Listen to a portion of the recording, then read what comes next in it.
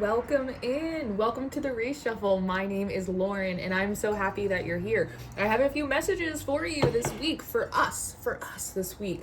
We are going to be using the Tarot of Mystical Moments, and the first thing that I want to tap into with you is this idea of breaking branches. For the past few days, it is an odd number of people that have told me that they have seen themselves as trees in meditation, that they are having dreams of themselves as trees that have fallen over and have been uprooted. I am seeing branches cracking off of trees. There's one in the middle of the sidewalk. I mean, we are breaking limbs left and right. Now, the way this is being interpreted in my channel, and I've talked about this for a while, but it's the idea of a lot of you continuing to kind of uproot yourself from toxic or misaligned systems, family systems, community systems, spiritual systems especially, and being replanted and repropagated in new areas, in new families of your making, in new communities and friend groups of your making, in new spiritual systems, something that myself and my channel have gone through over the course of the last year, and we will continue to see, is a rerouting and repotting of myself in a different spiritual system that is much more women and goddess centered, right? Nature based, as opposed to a little bit more celestial than when I first got started. I think you are going to likewise see yourself begin to start being uprooted and planted in these new systems, in these new mindsets, in these new energies.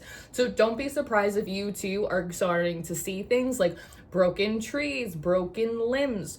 Something that's interesting is trees relate obviously to family, and a big theme that has been coming through my collective is the removal and the banishment, or at least the distancing of your energy, not just from toxic or misaligned family in real life, but from ancestors, from people within your family line that are not ascended, that are not in moral, ethical, spiritual alignment with you, ancestors or family members that are actively getting in your way because they do not agree or support your lifestyle, your spirituality, right? I wrote a whole article on this on Substack called My Dead Grandma Hates Me last week.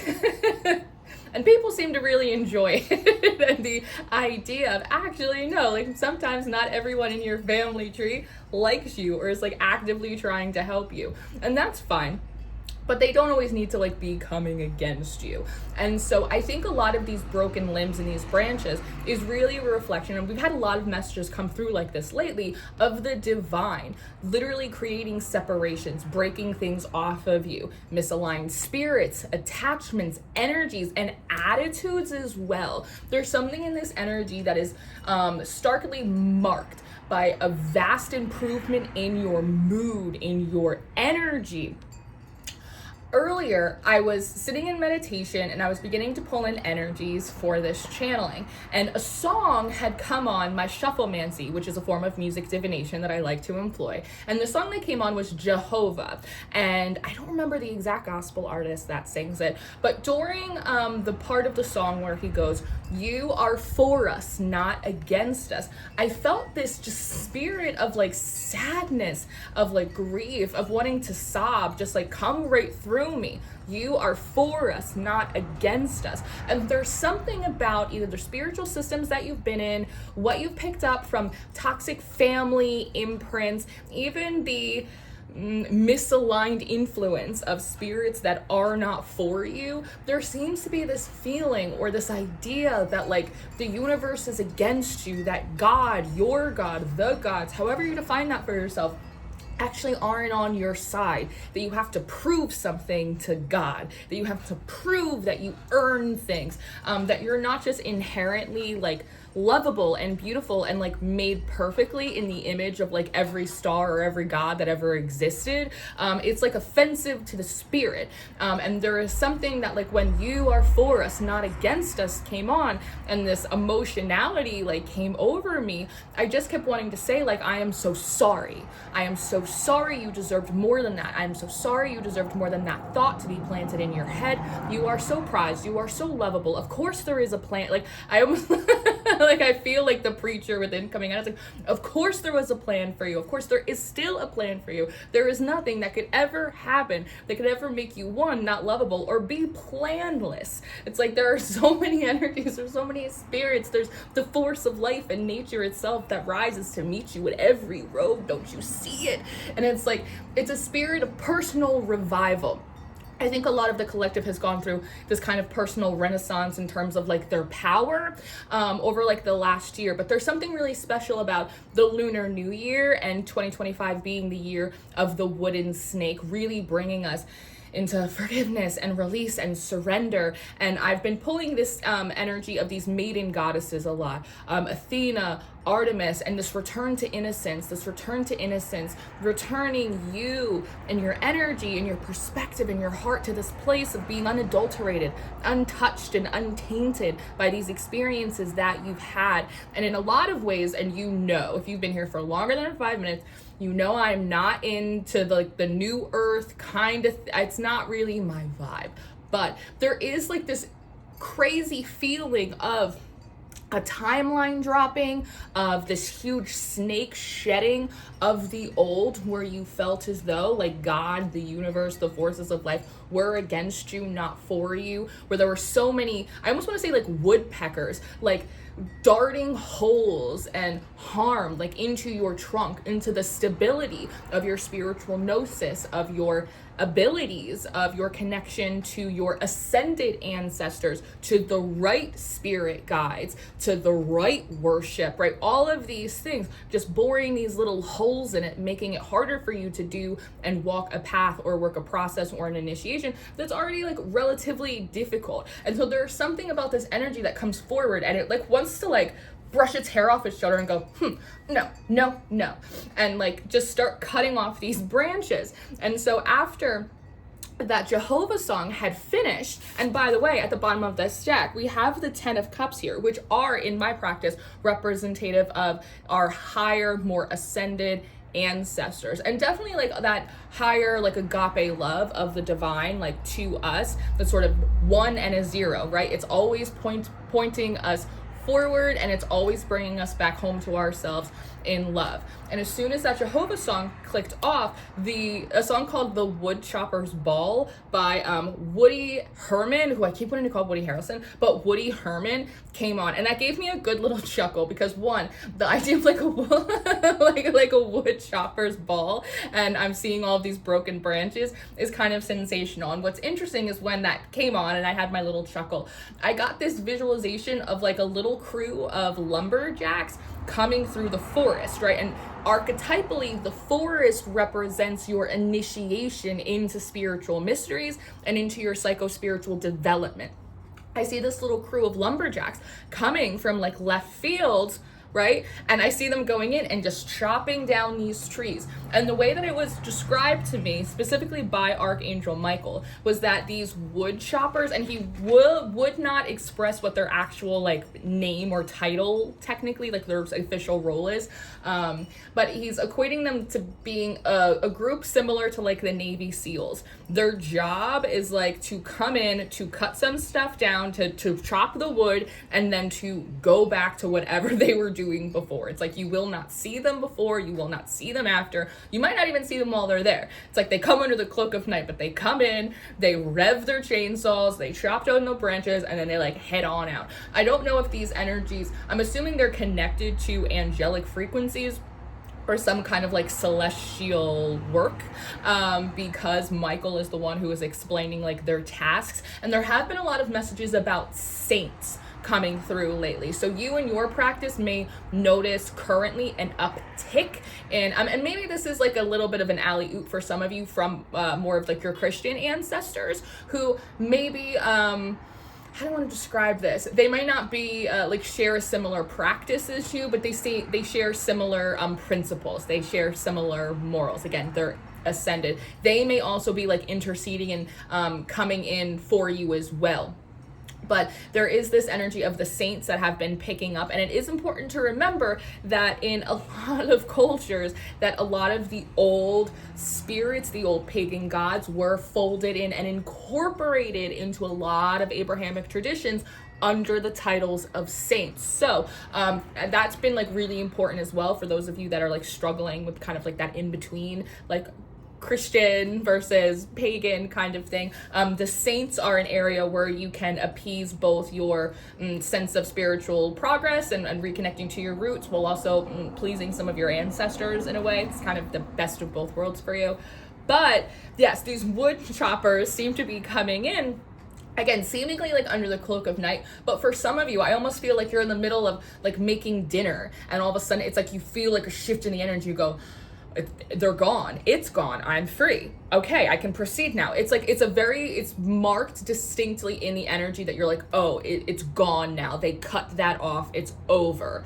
That feels really, really good. And the other part of that, it's a woodchopper's ball. I feel like that ball part, again, really confirms the spirit of celebration. And you might literally feel like, I don't know, I just feel like good news is coming. It's like a jubilee. And also it kind of reminds me, there's like a spirit of like New Orleans that's coming through with like the big bands that they have going down the street, like ticker tape parades. There's something really jubilant and celebratory in the energy, that it's not just you, but I almost hear like clapping, and I hear like tambourines. There's like a sense of celebration all around you in the spirit. It's like every time one of those limbs gets cut off, there's more cheering, there's more chanting, there's more praise. And it's not just like for the divine, it's praise around you for your resilience. So I want to say that it's likely that you're going to be noticed like a lot more positive feedback from your team. It's almost as if the compliments, the positive feedback, this is what you're doing right, collective, this is what we love about you, keep doing more of this, that stuff that's more progressive and just more positive, I want to say. I get the impression that it's always been there, but like we couldn't hear it, you couldn't hear it, because it was being blocked out again by like a lot of those, I keep wanting to call them like bad eggs. And there's something about these bad eggs, or this energy, or whatever it is, consistently telling you about like you're not fertile.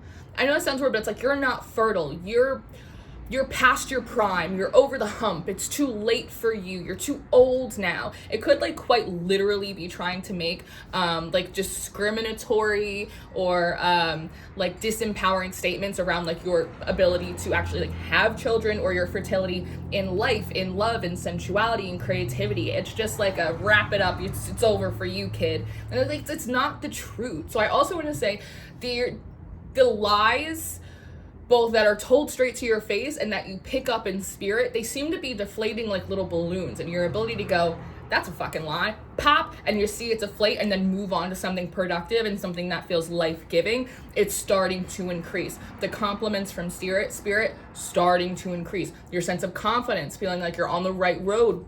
A lot of those roadblocks were actually those limbs, were like those tree branches that needed to get cut off, right? Because I almost see you trying to climb. I wonder if you have these meditations where it's like you're climbing, like almost like literally trying to like climb up and through dimensions in a way. And it's like you step on a branch, and it's like one of those bad egg branches, and it's almost like, I don't know, like a hand coming out of quicksand, and it like grabs you, and it's like you can't get up, and by the time you like shake your foot free, it's like you need recovery time, and then it's like you have to move to the next thing. So it's like this process of like lateral moves around the tree, but never really like moving as far up as you would like. And so there's something about this jubilee energy, the celebration, the uptick in the energy, in your attitude, that you're also going to be making much larger strides. So like I almost feel like if you put in 50 applications and didn't get a call back, you're gonna put in just one random one and immediately get a call. It's like if you've been posting on your socials or your platforms and nothing ever hits, all of a sudden you're gonna start building momentum. It's that kind of energy. If like for some of you, if they're saying if the dating pool has been dry, it's about to be full of fish, and even a big white whale. So I feel like some of you might have actually specifically asked for, almost said like, yeah, this person's fine, that's nice, but like I'm really looking for a big love. I'm really looking for the one, you know? There's something interesting about that. The big one. I'm looking for the big one, Lauren. And then another, before we move on a little bit more to some of these cards, another download that came in this morning when I was just letting the sun kiss my eyelids is a really interesting visual, and I'll have to give you I had to pull out a prop for this. It's a really interesting visual that I'll leave you with, and you can take it as you see fit. But I was laying down in the slumber of my bed, and I saw a planet. And it kind of looked like Saturn. And Saturn went direct not that long ago. And I believe Jupiter just went direct, if I'm not mistaken. The astrologer on shift didn't show up. And I had this visualization of a planet that looked a little bit like Saturn and had rings. And I saw it start to open up. That's better. Open up. And as it opened up, the ring, like, clicked open. And I saw, like, I'm guessing, kind of float out of this planet, and then, like, almost like a little Pac-Man, and then float into, like, another open planet with seemingly, like, that access, like the access of the Earth, that pole point, be reinserted. So it's like a pin got pulled out of a planet so it could open like a clamshell or a lock, so that way, like, you could escape the rings, right, like opening up of the boundaries. And then I see you being kind of like swallowed up by another planet, and like another access pin being like put in, and then you start to rotate around that. And it most immediately reminded me of one of these little T-balls that I have. For those of you that don't know, which is all of you, I'm like in this process. I'm very early on in it, but learning herbalism, teas, tinctures, stuff like that. I'm just like really into it right now. I'm having like a lot of fun.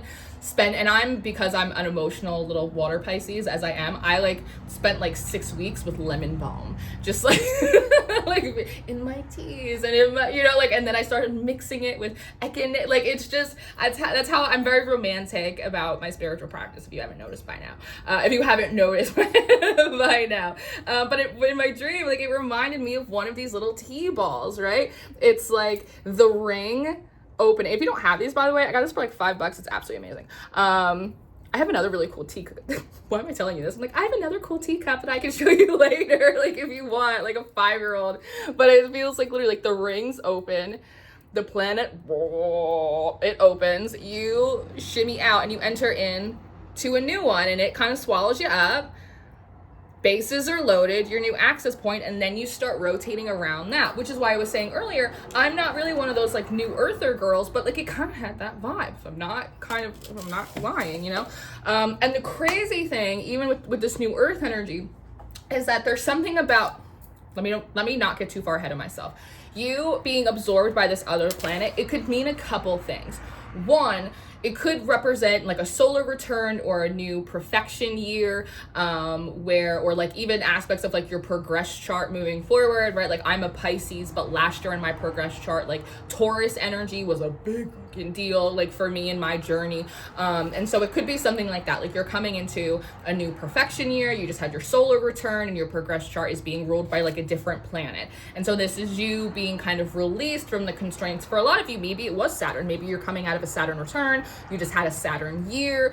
Maybe you're a Pisces like me, who finished their Saturn return and then immediately Saturn went into your sun sign. It's been a wild ride, y'all. It's been a wild ride. It could be something like that, and you are a lot of what's happening is you feeling the effects of coming under the dominion of a new planet, of a new like energy source. The axis is interesting because it seems as though like your attitude, your actions, your behaviors, like even the opportunities, the timelines, they're all like complementary and in alliance and accordance with like this new planet. And again, the planet could be like totally symbolic, but because it came through like so literally in my mind's eye and my dream, makes me feel like it could be something like a planetary energy, coming into a new perfection year, whatever it may be.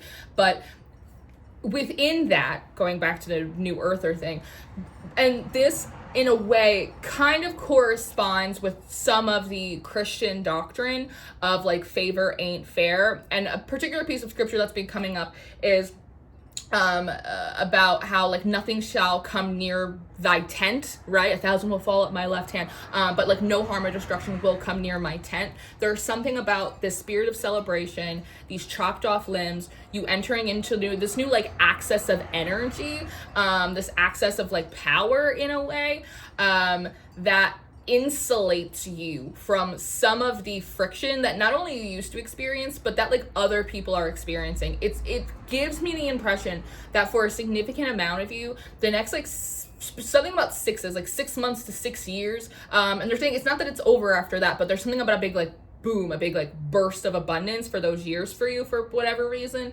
about you like being insulated from a lot of that difficulty and struggle and harm in a way that like you weren't before. Similar to how like people who are like kind of wealthy have the ability to do that, and they're not giving me any specific messages about like specifically like wealth or money or anything like that, but there is a sense of like ease and grace. Not that you are not aware or that you won't be aware or even actively helping the struggle and the issues of the world around you, both at large and kind of in your own backyard. But there's something about like, those aren't my struggles. I see the struggles, I'm aware of them, I'm helping with them where and when I can, but those aren't my struggles. I'm blessed in a different way. The communication of that message, it is confronting, right? Because it has to confront a lot of the hierarchies of life. And how life's not fair and the distribution of blessings in a way that doesn't always make sense to it. It confronts all of that, which can obviously be challenging to navigate. And I don't want to come forward and be like, well, favor ain't fair. Like, you know, we all have to sit with things in a different way. And what it reminds me of is a little bit of like survivor's guilt, to be honest, when, whether it's the stars align or the gods agree or you worked off some stuff or, you know, maybe just got lucky, whatever it may be, right? No, I'm not lucky, I'm blessed. But sometimes shit just starts to work for you and the world is still on fire, but things in your particular life is actually going kind of okay. And so there's a note here about like just receive your blessings. After all of the times that you've gone hungry, receive your blessings wholeheartedly, open heart, open hands, open mouth, like just like receive them. But I feel as though you at times may feel strange as you come into this energy of like, why are things going well for me? Why isn't that working out for me? I don't understand, and maybe feeling a little bit guilty. And just the idea is like you've gone without for so long that you receiving your blessings, period. See the 8 of Swords here? Just, yeah, this is the unlocking, the opening with the Queen of Pentacles. And it literally, she has a tray. It literally looks like she's bringing gifts, like she's bringing things to you, right? To not allow it to have you turn away your blessings. There's also something here about like the world is big and the world is small and the world is bigger than like kind of what you just see on your little screen. There's something about a note wanting to be made about how much good is going on in the world, how many positive things are happening, how many breakthroughs, how many miracles, how many healings. Like, it's not about ignoring the many, many horrors that we see, but it's also about acknowledging the bounty that is also available, about acknowledging the miracles that are also happening, about just keeping the energy fair. There's something about like, let's talk about how things aren't fair. Let's talk about like all of the good things that person did. Let's talk about how someone's life just got saved. Let's talk about that baby that just got born and it's a complete miracle for the mother, right? Like let's talk about these things. Let's fill ourselves up with hope and love and digest that and see if that ain't easier on the stomach. There's something really interesting about that. See the Ace of Wands in reverse. I see the 8 of Wands upright. There's something about reinvesting energy into oneself, into one's creative projects. Perhaps there's a 888s might be important here. 811, 118. Okay, there's a little slurry of downloads that want to come in for you guys before we wrap up. They're bringing me back to that angelic energy, back to Michael. There's another Josephine is the angel, if I'm not mistaken, of pretty thoughts. That energy is coming in. There's also like a Uriel connect that's coming in as well.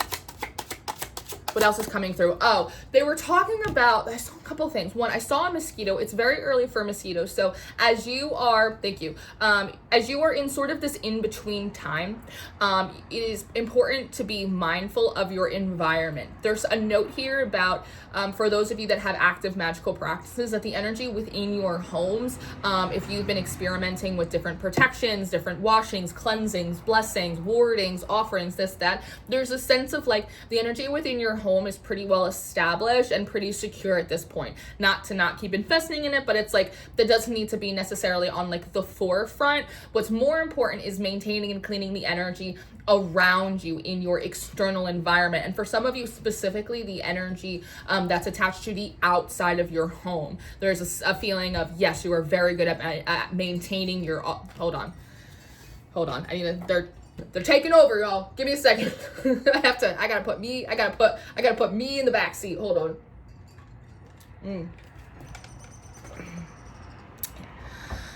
All right. What are you saying, Sweetie? You have to pay attention to the energy outside of your homes. Yes, you are taking very good care of your altars and your kitchen, and we are very proud of you for that.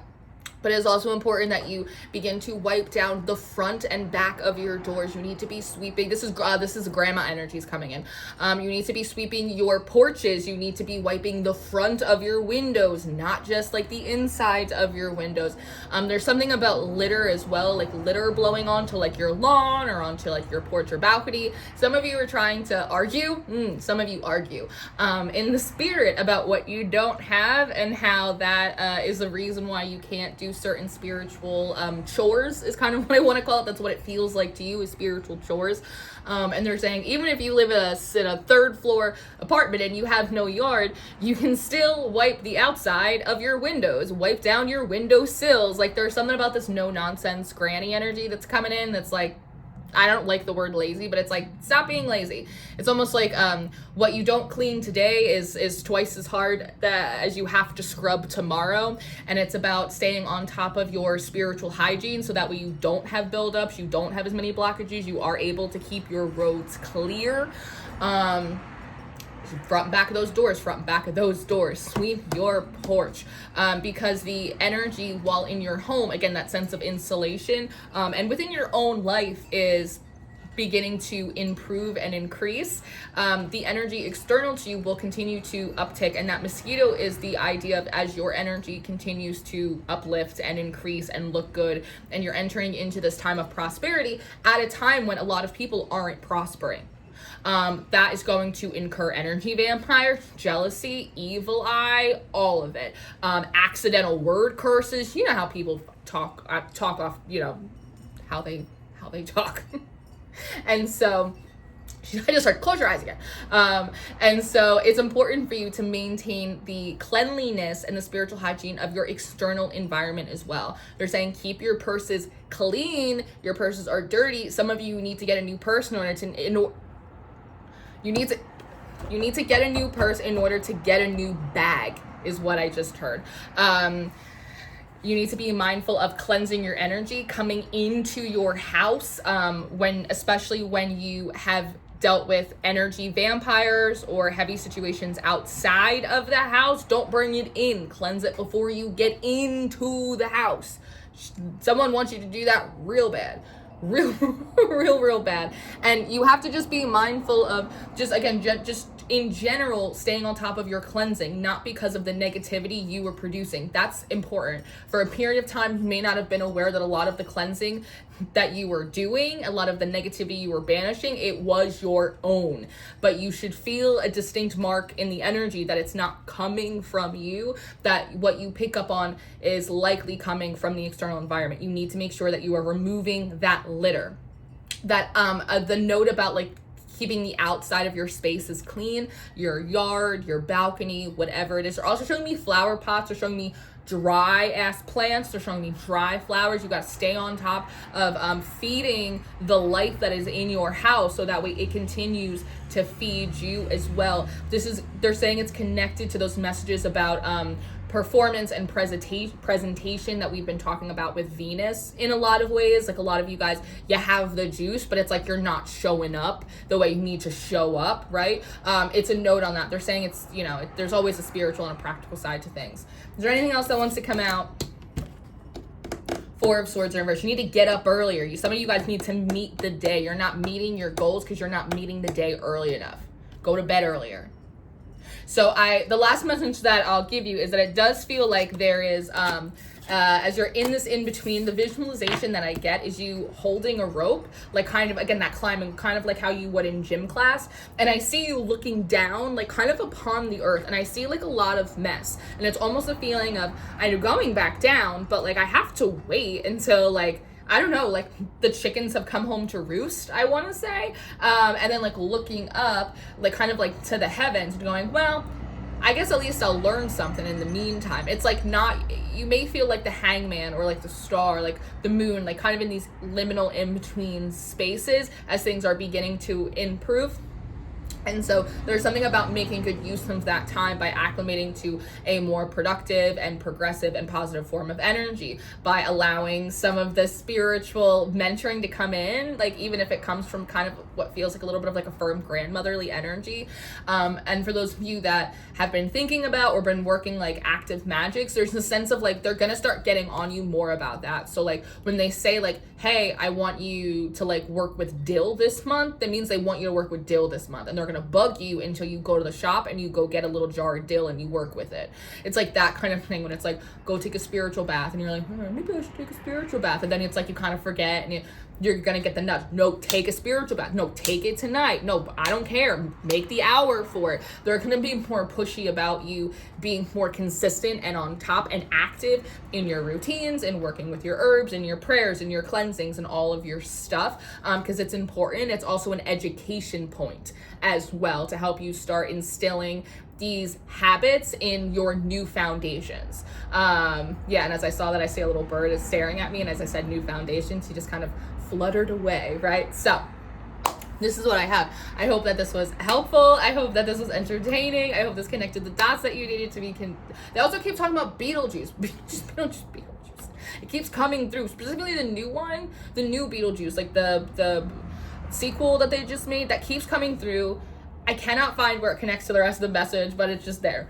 Beetlejuice. And so that's there. I love you. I hope that this was helpful. It was entertaining. You enjoyed it. If you are looking to spend more time with me on a daily basis, I do daily horoscopes, tarot tips, tarot spreads, folk magic workshops. I do all kinds of stuff over on the Patreon. You are free to come and join us, my loves. I also have all of the February monthly readings. They are up. They are out. They are also available for rental. If you don't want to join the membership and you just want the one-off monthly, it's there for you. My books are open for personal readings this month. And if you want to come hang out with me on Substack and read all of my crazy little stories from my life, or hang out with me on social media as I hang around, all the buttons are down below. I love you very much. Thank you for being here. Stay prayed up, stay blessed, stay sweet, stay you. I'll see you next time.